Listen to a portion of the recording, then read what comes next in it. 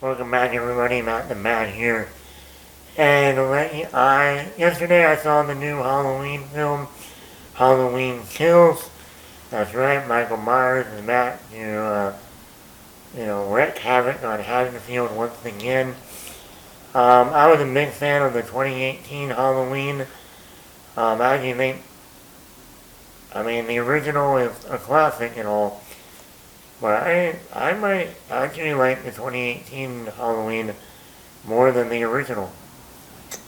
Don't kill me, Michael.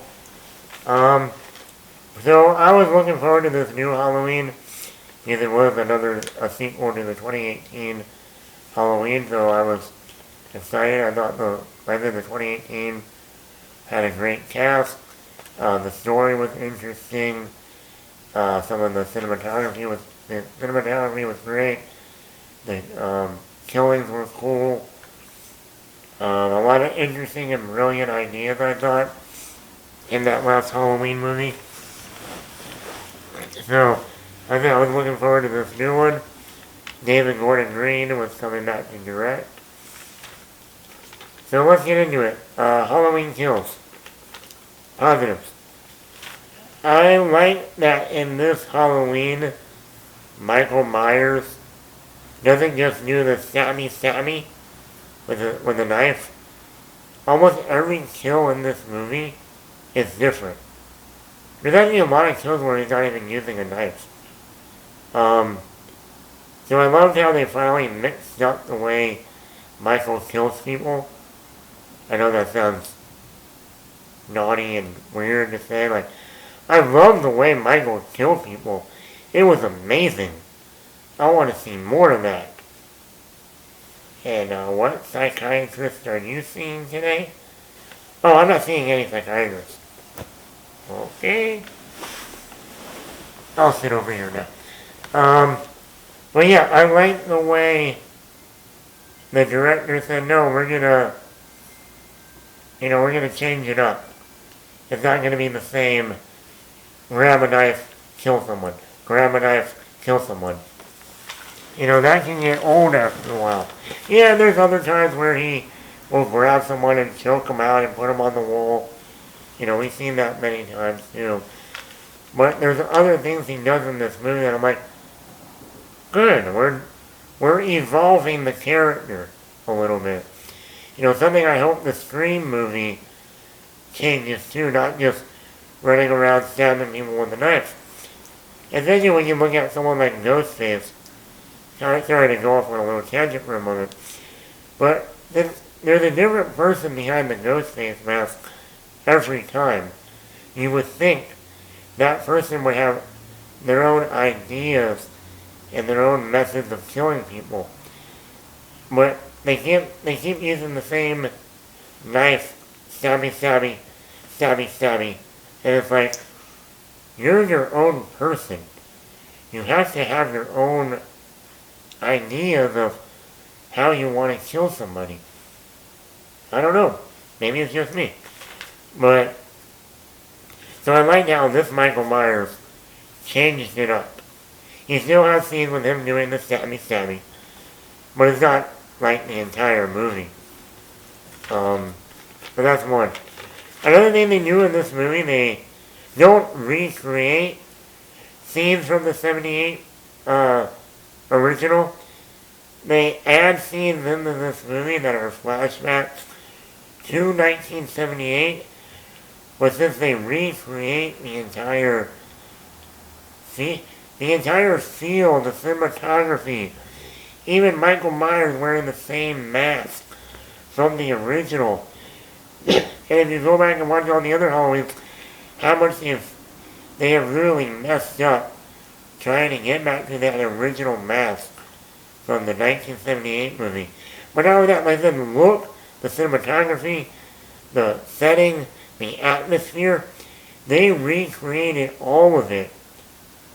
And I'm telling you right now, if someone didn't tell me that's all new footage they shot, I would have really thought they had all these deleted scenes from 1978 and found them in like a storage bin of old film reels and went through it and said, oh my god, we gotta put this in the new one. But no, they literally shot scenes that you could literally put in the 1978 movie right now, and you would not tell a single bit of difference. I mean, that's how perfect these flashbacks are. I was blown away. Even the guy they got to play Dr. Loomis, I'm like, oh my god. You didn't de-age him. You literally got someone to play him, and he looks like his identical twin. It's amazing. But then also the cinematography, which is hard to replicate a film that was shot on film back in 1977 and do that now and make it seamless, outright seamless.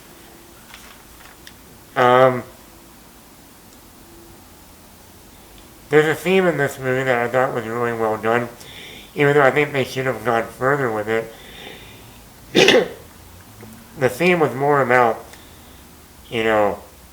these townspeople of Haddonfield. Tommy Doyle's riling up the town to go after Michael, and he's losing, the town is just losing control of themselves, doing things a normal person wouldn't do, and they're literally becoming no different than Michael Myers. And I like how it really showed, people can go crazy, people can lose it, not just, just like Michael Myers was obviously at one point a regular, normal human being. Because we even have a cop, say yeah, I used to be friends with Michael Myers before he snapped that one night. And, I like now the theme of, how are you no different than Michael Myers? You're doing stuff that's almost worse than what he's doing. So I like that theme. When it comes to character development, this movie doesn't have that much character development. The Strobes don't. The new characters really don't. The only character that has development is Will Patton's Arthur Hawkins, Frank Hawkins. Minor spoiler, if you care, he returns in this movie. I actually thought he died in the last movie, and that was one of my kind of minor disappointments in the last Halloween. I was like, oh man, I like this character. Will Patton? Really? Coach? From Remember the Titans? But actually they do bring him back in this one, and he's the only one that gets character development. Most of the flashbacks actually deal with him as a younger cop, the night that they finally caught Michael Myers. And I really liked his character. Once again, John Carpenter and his son Cody Carpenter do the score. I didn't think the 2018 Halloween score was a little bit better, but this one still does a great job. Like I said, I really like the 2018 version, but there were some minor things in that movie I didn't like, or the way they handled them. And actually, this new movie actually makes the 2018 version even better in my book. Because they touch on the things I was disappointed in the last movie and kind of rounded them out in this movie. And I was like, oh, good, you didn't just leave that unnoticed. Who cares? So those are my positives. My negatives. Number one negative. No character development in this movie. I don't know, really, you would have to please tell me what character in this movie has actual character development. Because no one does. Also, you don't really get much of the Strode family in this movie. You know, they were a big part of the last movie. They were the main part of the last movie. In this one, they're kind of pushed to the side a little bit. Now, you don't get Jamie Lee Curtis laying in a hospital bed comatose, like in the original Halloween 2. You don't get that. But, you know, even the granddaughter doesn't do much until the third act of this movie. Judy Greer as Karen Strode, once again, doesn't do much until like the last 5 minutes of the movie. And then Laurie, I mean, she still doesn't do much in this movie, but it's better than what she did in the original Halloween 2.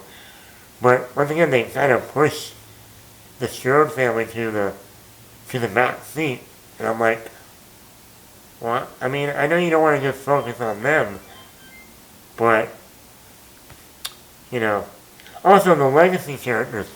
Now, you know, one of the drawing points for this movie, or selling points, was, oh, we're going to have all these legacy original characters come back, like Tommy Doyle, Lindsay Wallace, Sheriff Brackett, Nurse Marion, you know, Lottie. You know, we're going to have all these characters that you remember from the original come back. And, you know, we even got, like, that character Lindsay Wallace, the actress Kyle Richards. We're bringing back her. She's coming back. The same actress that played Lindsay Wallace in the original is coming back.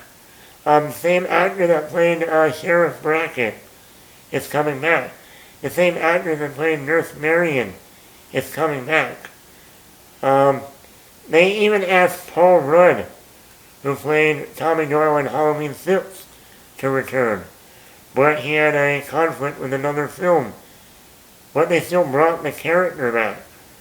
And Lottie, which he only had like one scene in the original. But now we have and it is a different actor because, once again, the kid that played Lottie, I don't even think he acts it anymore. So, but it's like you bring all these legacy characters back for this movie, but you don't do anything with them. And the only one you do something with is Tommy Doyle, played by Anthony Michael Hall. And I gotta admit, he's a real asshole in this movie. I mean, Anthony Michael Hall plays an asshole a lot.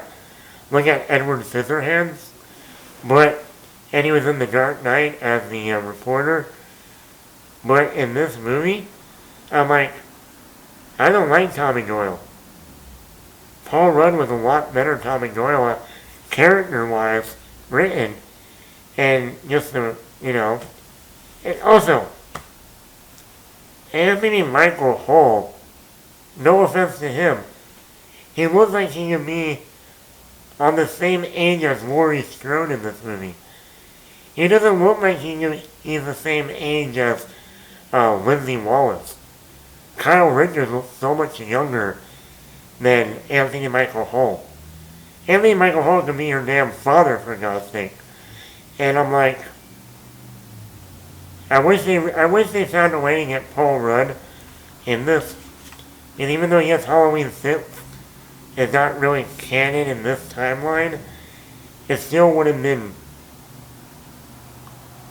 at least in terms of age, he would have looked more age appropriate for Kyle Richards, Lindsay Wallace. But yeah, I mean, they really don't do anything with the legacy characters. And that was kind of a bummer. You don't do anything with the Strodes, you don't do anything with the legacy characters.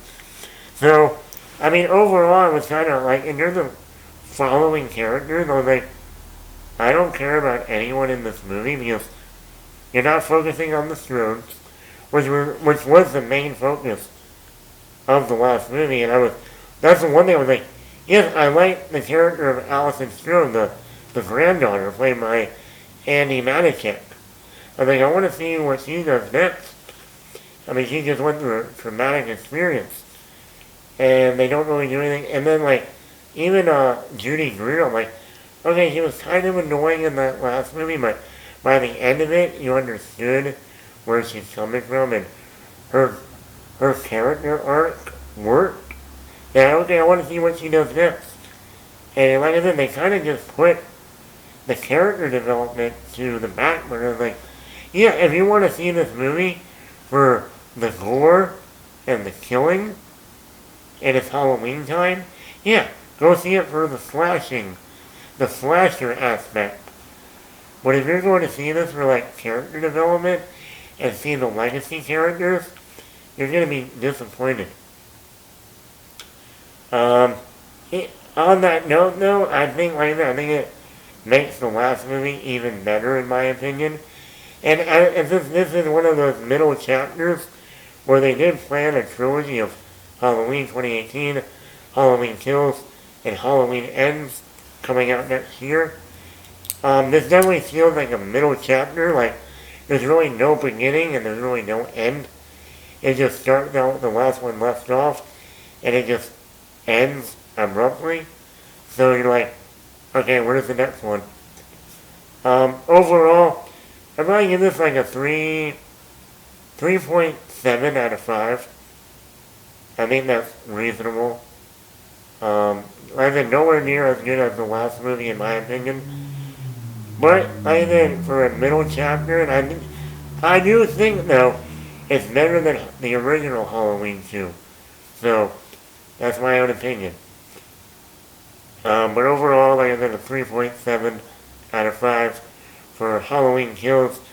It'll be fun next year to do watch the original Halloween, Halloween 2018, Halloween Kills, and you'll see Halloween Ends. And that would, instead of being a trilogy, unless you just watch Halloween 2018 to Halloween Ends, if you want, it would actually be a quadrilogy with all 4 movies, original, 2018, Kills, and Ends. So that'll be a fun marathon for next year before going to see the final one, Halloween Ends. So overall, Matt the Matt here, kind of disappointed in this Halloween movie, but hey, I do think it's better than some of the other Halloween films. So depending on you, tell me, what is your favorite Halloween movie in the Halloween films, not overall Halloween movies? But when dealing with Michael Myers, what is your favorite? And you know what? And you're still one of the people that like, it's October, I want to see a Halloween movie. Go see Halloween.